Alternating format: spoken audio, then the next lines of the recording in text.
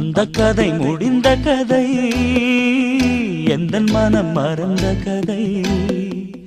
என்ன செய்ய விடுகதை போல் என்னுடைய பிறந்த கதை. காலங்கள் தான் போன பின்னும் காயங்கள் ஆறவில்லை, வேதனை தீரவில்லை. சொல்லிவிடு வெள்ளி நிலவே